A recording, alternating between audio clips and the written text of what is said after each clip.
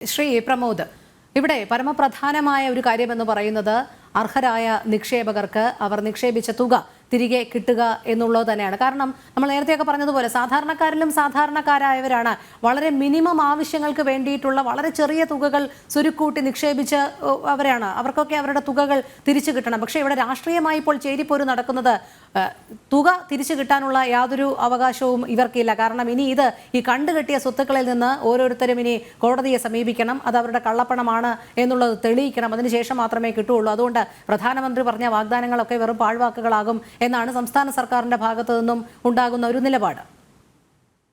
എന്താ വെച്ചാൽ സംസ്ഥാന സർക്കാർ ആദ്യം പറഞ്ഞു അവരൊരു കൺസോർഷ്യം രൂപീകരിച്ചിട്ടുണ്ട്, അതും സർക്കാരും സ്റ്റേറ്റും കൂടിയിട്ട് ഈ പൈസ പാവങ്ങൾക്ക് കൊടുക്കുന്നത്. അത് ഒന്നും തന്നെ എന്റെ അറിവില് ലിറ്ററലി 1.5-2 കോടി മാത്രമാണ് എത്തിയിട്ടുള്ളത്. അതും 10 ലക്ഷം രൂപ കിട്ടുന്നവന് 50,000 രൂപ കിട്ടിയോണ്ടായില്ല. കാരണം അവൻ കഷ്ടപ്പെട്ടുണ്ടാക്കിയ പൈസയാണ് ഇട്ടിരിക്കുന്നത്. അതിലൊരു നടപടിയും ഉണ്ടായില്ല. അത് കണ്ണിൽ പൊടിയിടാൻ വേണ്ടി സംസ്ഥാന സർക്കാർ ചെയ്തത്. ഇപ്പൊ കുറച്ചു നേരത്തെ ശങ്കുട്ടി ദാസ് പറഞ്ഞു ബെയില് ഒരു ലാസ്റ്റ് സോഴ്സ് ആണ്. അത് തെറ്റ്. കാരണം PMLA കോടതി കേസുകളിൽ ഇപ്പൊ ശക്തമായതുണ്ട്. Jail is the first thing. കാരണം ഇതിലെ പ്രതികൾ എന്ന് സംശയിക്കുന്ന ആളുകൾ വളരെ ശക്തരാണ്, ചോദ്യം ചെയ്തവരും ശക്തരാണ്. അരവിന്ദാക്ഷനും സതീശനും തെളിവ് നശിപ്പിക്കുന്നതാണ് കൂടുതൽ എളുപ്പത്തിൽ. AC മൊയ്തീനോ MM വർഗീസിനോ MK കണ്ണനോ PK ബിജുവിനോ പറ്റും. അപ്പൊ ആ ഒരു കാരണം നിങ്ങൾ പറയരുത്. കാരണം ഇവരെല്ലാം ഇവരുടെയൊക്കെ ഇൻവോൾവ്മെന്റ് കൃത്യമായി അവിടെ റെക്കോർഡ് ചെയ്തിട്ടുണ്ട്. 2 മാപ്പ് സാക്ഷികളുണ്ട്, അവർ ഇൻവോൾവ്മെന്റ് പറഞ്ഞിട്ടുണ്ട്.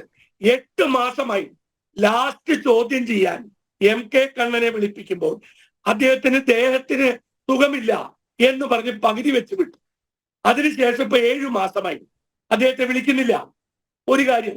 2, ഈ പറയുന്ന പണം ഇവർ ഇൻവെസ്റ്റ് ചെയ്തിരിക്കുന്നത് സ്ഥലത്തുമ്മയാണ്, അതൊക്കെ അറ്റാച്ച് ചെയ്യുന്നുണ്ട് ED. നല്ല കാര്യം. കാരണം അതിന്റെ കേസിന്റെ കാര്യങ്ങൾ വളരെ കൃത്യമായിട്ട് പിന്നാലെ ഫോളോ ചെയ്തിട്ട് ഇവിടെ സർക്കാർ സംസ്ഥാന സർക്കാർ ചെയ്യുന്ന കള്ളത്തിന് എന്താ, രജിസ്ട്രേഷൻ ഡിപ്പാർട്ട്മെന്റിന് ED അപേക്ഷ കൊടുക്കുന്നു ഇവരുടെയൊക്കെ സ്വത്തുക്കളുടെ ലിസ്റ്റ് തരാൻ. അത് തരാതെ വെച്ചോണ്ടിരിക്കുക. അത് സാധാരണക്കാരൻ തപ്പിയെടുത്ത് EDക്ക് അയച്ചു കൊടുക്കേണ്ട ഗതിയാണ്. അപ്പോ അതും അവിടെ സംസ്ഥാന സർക്കാരിന്റെ കള്ളത്തരം. ഞാൻ ഇതിനേക്കാളും ഉപരി ഞാൻ ചോദിക്കുന്നത്, ഇപ്പൊ കേസ് നടത്തുന്നു.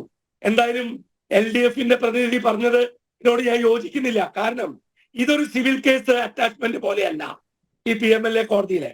അതില് ശങ്കുട്ടി ദാസ് പറഞ്ഞത് കറക്റ്റാണ്. അതില് ലിക്വിഡിറ്റി ഇവർക്ക് പ്രൂവ് ചെയ്യാൻ പറ്റിയില്ലെങ്കിൽ, ഇപ്പൊ AC മൊയ്തീൻ അദ്ദേഹത്തിന്റെ കയ്യിൽ നിന്ന് എടുത്ത 40 ലക്ഷം രൂപ എന്തുകൊണ്ടാണ് കോടതി പോകില്ല? Because he cannot prove it. അല്ലെങ്കിൽ അത് പോകേണ്ട സമയം കഴിഞ്ഞു. അത് യൂസ് ചെയ്യാൻ പറ്റും. കാരണം അത് കൊടുക്കുമ്പോ ഇയാൾ വന്ന് ഒബ്ജക്ട് ചെയ്യണ്ടേ? ഒബ്ജക്ട് ചെയ്യണ്ടാവില്ല. കാരണം അതിന്റെ സോഴ്സ് പറയേണ്ടി വരും. ഇതുപോലെ ഓരോ വ്യക്തികളെയും പിടിക്കണം. ഇനി ഇതിലെല്ലാം പുറമെ ഇവരുടെ ബാങ്ക് അക്കൗണ്ട്, ഇപ്പൊ ഒരു കാര്യം പറഞ്ഞത് കറക്റ്റാണ്. കേരളത്തിലെ ഏറ്റവും കൂടുതൽ സഹകരണ പ്രസ്ഥാനങ്ങൾ കൺട്രോൾ ചെയ്യുന്നത് CPM ആണ്. അതിൽ തൃശ്ശൂർ ജില്ലയിൽ 80 എണ്ണം.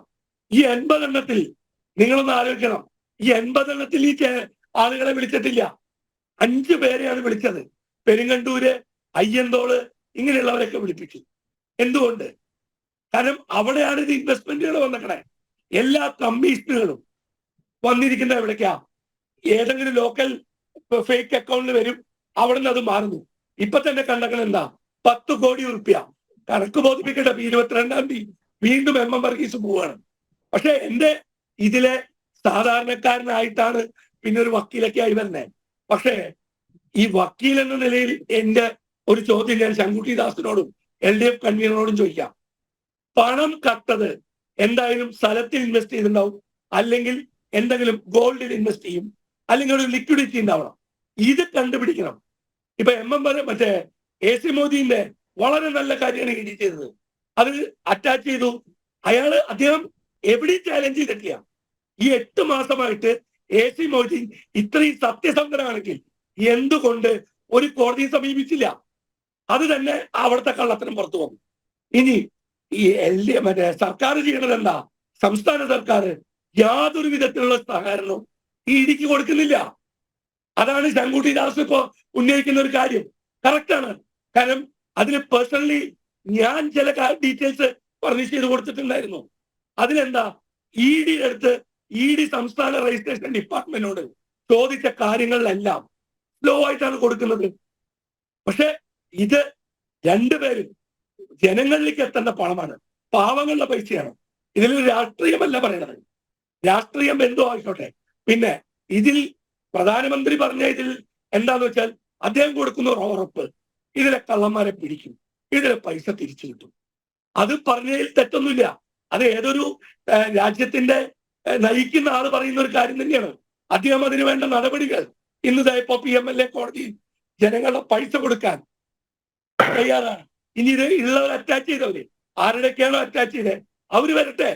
എന്നിട്ട് അവരിപ്പോ ബൽദേവ് സാറ് പറഞ്ഞ പോലെ let them come and fight.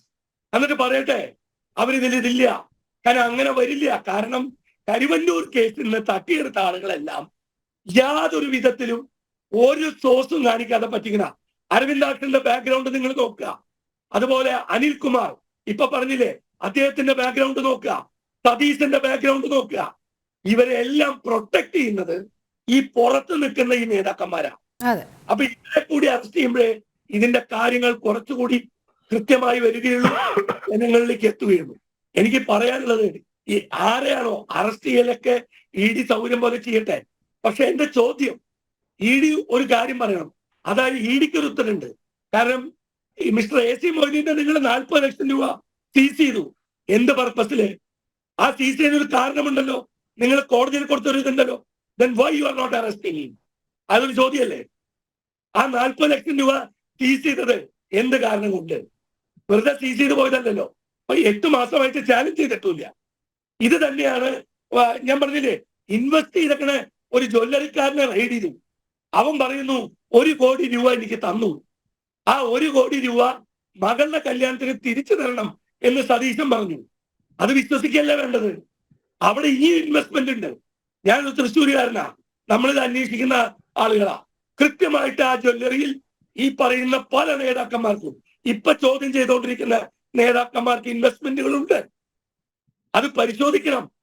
അതുപോലെ തന്നെ ഇവര് നയിച്ചുകൊണ്ടിരിക്കുന്ന സൊസൈറ്റികളിൽ വ്യാജമായി ഇപ്പോഴും ഇപ്പൊ കേരള ബാങ്കിന്റെ ലോക്കർ പൂട്ടിയിട്ടുള്ള ബാങ്ക് ലോക്കറിൽ പോലും പണമുണ്ടെന്ന ഇവിടെയുള്ള സംസാരം.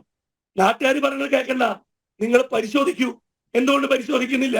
അനൂപ് ഡേവിസ് കാട 18 കോടിയുടെ സ്വത്താണ് ഉണ്ടാക്കിയത് 4 കൊല്ലം കൊണ്ട്. എവിടുന്ന വരുമാനം? ലെവി അടയ്ക്കുന്നുണ്ടോ? ഇവരുടെ LDF പറയട്ടെ. കൃത്യമായിട്ട് അതിന്റെ രേഖകൾ എല്ലാം 2 ജ്വല്ലറികളിലായിട്ട് ഇൻവെസ്റ്റ്മെന്റ് ഒന്നും ചെയ്യുന്നില്ല. അടുത്തത് ഈ പറയുന്ന കൃത്യമായിട്ട് LDF പറയട്ടെ, ഒരാള് പോലും തൃശ്ശൂർ ജില്ലയിൽ നിന്ന് CPM ഒരാൾ പോലും ഇതിന് മറുപടി ഞാൻ കണ്ടില്ല.